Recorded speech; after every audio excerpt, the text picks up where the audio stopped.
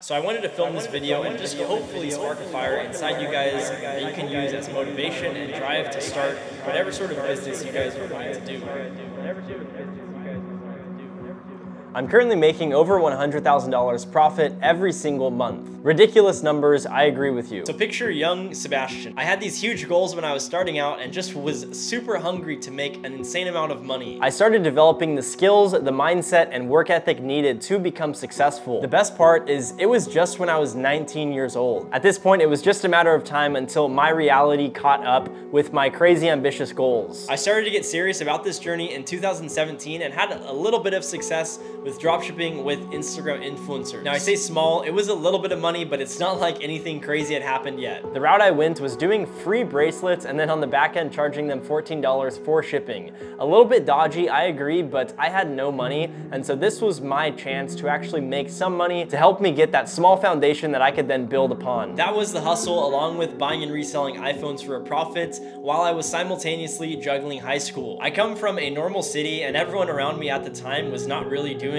a whole lot, so in my eyes I was like, I'm at the highest possible point I can be at. I am absolutely killing it. I'm good to go. And had maybe $5,000 to $10,000 saved up from dropshipping. And a quick spoiler alert, $10,000 is not as much as you would imagine. It's not a crazy amount of money. So once you get to that amount in your bank, smart route to go is double down on what's working, so that way you can make way more money, even get to the 50 to 100K mark, because again, I promise you guys, it goes like that. So I rode this high for a little bit, thinking I was the king of the world. Then I started doing research and realized I had not actually been doing insanely good with dropshipping in the grand scheme of things. The mindset I've always had was, if someone else can do it, why can't I? I then started to see people flexing $5,000 days and even $10,000 days with dropshipping on YouTube, and I was nowhere close to those numbers with my own dropshipping store. I was doing anywhere from $100 per day in sales to almost $1,000 a day in sales, but had the itch to do a whole lot more in sales because I saw other people were doing better than me. So I got absolutely fixated on this goal of hitting 100K in a single month. I just needed a product and a marketing route that could go absolutely crazy, and free post shipping products with Instagram influencers was just not the way for me, at least. Facebook ads. Every huge dropshipping YouTuber was talking about this exact marketing strategy. I had done ads already on Facebook when I first got into dropshipping, but had no clue how to do them, so just spent all of my money and didn't get any results. And so I had a little bit of PTSD, essentially just fearing that I would lose all of my money once again with these Facebook ads that had no guarantee that I was going to profit. While I was extremely fearful, I did not let that emotion hold me back. Fear is usually a sign that you're moving out of your comfort zone where real growth in your life happens. So I decided to take that leap of faith and hope for the best. The next issue I was facing was an actual winning product. I knew Facebook ads could crush it if you have a good offer, and I had no idea what to sell at the time. So I headed to Amazon and did some scouting on the top trending products that were currently selling on the platform, trying to find something that I could dropship and in turn make 6 figures with and hit that goal that I was desiring. And I ended up finding an interesting product in a niche I knew nothing about. The beauty niche. It was this mini fridge. Yep, surprise, surprise. This was an amazing category to sell in because girls spend so much money online, they can typically justify spending money on random things just because they look cool. Now at this point, it was being sold as just another fridge that could store beverages, food, and random stuff in it. So I took note of that, but angled the product a bit differently to just give myself an edge. You can apply this to your business to create a blue ocean for yourself. That way you're creating new demand rather than fighting for a small sliver of an existing pie. How exactly did I re-angle this product? It was actually a mini fridge for beauty and skincare products. I know, absolutely brilliant. I did some extensive research online and figured out that chilling serums, but it also improved the longevity of the products, which allowed me to be a lot more confident to sell the product and actually sell it with purpose. And before I continue, like I mentioned, this business was not perfect by any means. It eventually came crumbling down, so don't think this story keeps going on and it's just like happily ever after. Furthest thing from the truth. And like I had mentioned earlier, I'm currently doing 6 figures a month with dropshipping. If you guys want to learn the business model, I will have a link below to a free course. Again, free, I'm not selling you guys anything. A free course on how exactly you can do dropshipping with TikTok ads. It's a new thing and it is absolutely printing money for us right now, so I'll have a link below for that. Let's get back into the juicy details of this whole business. And after more research, I created a website on Shopify called SkinFridge. That was the brand name. I ended up making a logo, creating a nice website, a nice product page, and I was good to go. So I thought. I then worked on photos for the product by just ordering the mini fridge from Amazon and then shooting pictures around my house with my iPhone. It was all I could really afford to do, and it actually sort of worked. I launched ads on Facebook, and day one generated a few 200 bucks in sales,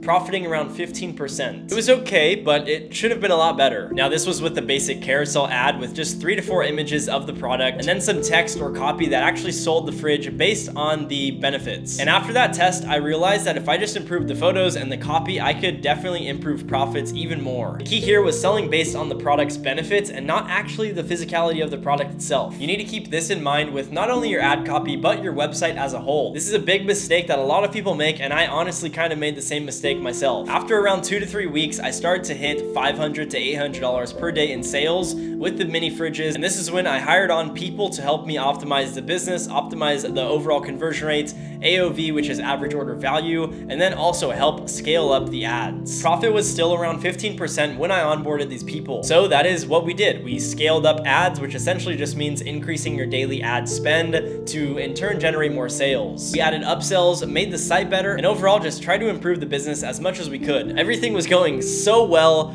for a brief moment. We kept scaling up, and on month 2, we hit over $100,000 in sales for just that month alone. Profit being a little bit over $15,000. This was my highest revenue month with dropshipping at the time ever. I was getting closer and closer to that goal and dream life that I was desiring, making all of this e-com dough that we all dream of. My bank account finally started to grow pretty rapidly. This is when I started to enjoy myself and spend money, and in turn, it took focus away from the business. Then stuff started to go wrong, like seriously wrong. And the issues actually occurred from the product itself. A month into the store, we had swapped to a supplier that could allegedly get us way cheaper cost of goods. That ended up not being a good decision by a landslide. One by one, I started getting emails from customers stating that the product was defective or that they didn't even receive the product. I didn't think it was a huge deal at the time, and so I refunded the few people who emailed in, but it got hectic real quick to the point where customers didn't even get their product ever, and chargebacks started to flood in at this point. This is when the whole business started to literally nosedive. The worst part is everything was linked to myself and my bank account, my Shopify store, my payment processor, and my Facebook account. Yeah.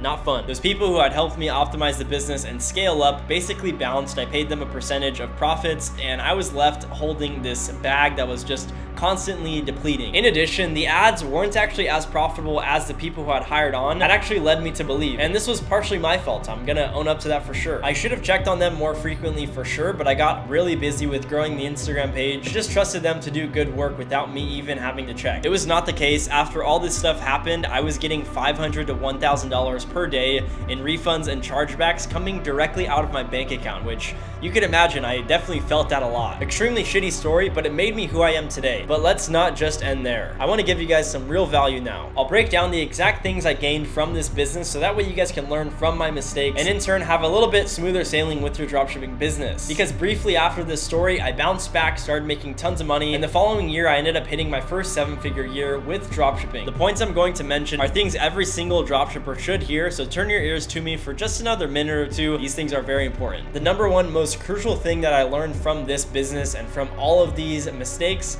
is to know your numbers. When running any business, understand this. BEP, which stands for break-even point. When doing any sort of marketing, how much money can you spend to acquire a customer before you are in the red? This can easily be calculated by just getting the product sell price and then subtracting the product cost of goods. If you sell a phone case for $30 and you get it for $10 shipped to your customer, your BEP or break-even point is $20. Meaning you can spend up to $20 on ads before you are losing money and unprofitable. This is helpful because if I had known this exact number, I could have frequently checked on ads to make sure we weren't getting anywhere close to our break-even point with our ads, and in turn could have probably saved me a lot of money. Next, use a trusted supplier. I personally use CJ Dropshipping and Zendrop. It's crucial that you use a good reputable supplier, and then as long as you just clarify with them that the product you have on your website and that you're selling is the same exact product you are fulfilling with the supplier, you'll be good to go. The issue is some people don't communicate that, and then the customers get their product and it is nothing like what you guys are marketing on your website, so don't do that. The reason I failed in this sector with the fridge business was because I just looked at a cheaper cost of goods from this new supplier and I didn't take into account at all product quality and longevity for the product itself. And this came back to really bite me in the you-know-what. So quality validation is extremely important, but you don't have to do it right away. I'd suggest just testing the product with ads for a day or two. If the product is selling well, then for sure order the product in from your supplier and test out the quality and make sure the product is good before you really ramp a bad spend. The last thing is to only hire when you are extremely overwhelmed. This one sounds a little bit weird, so let me explain. Expanding your business is a brilliant way to grow if you absolutely have to. I hired people to help out with the business way too early, to the point where I just wasn't really working much on the business. I was kind of hands off and just letting other people manage it. What I mean by hire when you're overwhelmed is hire when you absolutely have to. And this is just from my personal experience. When I hire, I'm hiring someone because I'm maxed out with the time I have in a single day to work on all the tasks and businesses I have. And then bringing on this new hire frees up a bit of time in my day that I can then go in and focus on higher level operations stuff. Do this too early and you will miss out on growing the business and understanding your customers in the infant stages of the business, which I believe is crucial for long-term growth. The last thing I learned from this business is the importance of focus. I made some money, but around and started spending money thinking it was gonna keep coming in like this, and it was the furthest thing from the truth. I was trying to travel a lot, I was eating out, I was spending money on just dumb stuff, and in turn living this sort of life took so much focus away from my business. I now do the exact opposite. So if something starts working in your life, get absolute tunnel vision and grind on that business or hustle or whatever it is for months to just really grow the business. This is exactly how you get ahead in this game. The world is filled with distractions. Being able to avoid them is going to help you get into the 1%. Apply all of those points to your business and even life and you will thrive. Was this the sexiest story? Not by a long shot, but did I learn a lot from it? Hell yeah. My dark days made me who I am, and I truly believe hardships make a great individual. If you can just stick through it, the world is going to constantly test you. It's your job to keep eating the jabs and just keep moving forward. I have a free dropshipping course you guys can join below. It'll help you avoid all of the mistakes that I just mentioned that I made, and it'll allow you to navigate and even make tons of money with dropshipping. And again, like I mentioned, it is free, so there's not really any risk in joining it, so I'll have a link below for that for you guys. Other than that, see ya.